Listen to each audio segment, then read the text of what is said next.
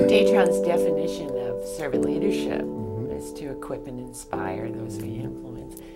As director of the Servant Leader Institute, I was wondering if you'd comment on things you've seen, experiences you've had, where you've noticed that people are living this definition. Well, when I first thought about the idea of equipping and inspiring and how it applies to what we've seen happen at Datron over the last quarter, at first I wasn't sure what I was going to say about that, but as I gave it more thought, the one thing that stands out to me right now is our efforts to have successful on-time delivery. You know, on-time delivery a year ago was something that we really focused in on to improve. And over the last quarter, we were able to reach 100% on-time delivery. And if I said that 6 months ago, we were probably 100% sure that we weren't going to meet 100% on-time delivery. But the fact that we were able to accomplish that speaks more about people building relationships with one another in the inspiring and equipping part of what we talk about. You know, I connected those really well because I said, what was the reason we were able to do this over the last quarter that was different from previous attempts to have a good on-time delivery?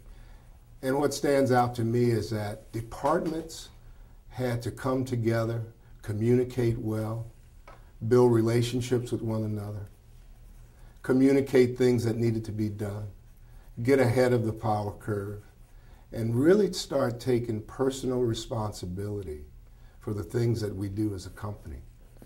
I think one of the things that we do in power and equipping that we don't think about is that we build relationships with people in other departments that normally we might hand off a task and then forget about it. But that's not equipping and empowering people to do their job. We need to start taking responsibility at a personal level, that when we give someone something to do, they also have our support after we hand it off, that they can get it done through our coming alongside and partnering with them. So I think some of the things that I've noticed over the last quarter is that we've done a very good job of learning how to become partners. We've learned how to take personal responsibility to help one another.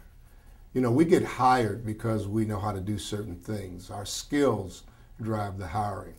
But most of the time when things go badly in a company, it's because we no longer know how to get along with one another. So I've seen us as a company learn how to build better relationships. And if I were to look towards this next year in the areas where I think we could do a lot better and continue to improve, I would say it's taking personal responsibility for building relationships in departments outside of our own, so that when things go well, we can all celebrate those together, because we are all part of the same community. We're trying to get the same thing done, and we don't hand things off and forget about them.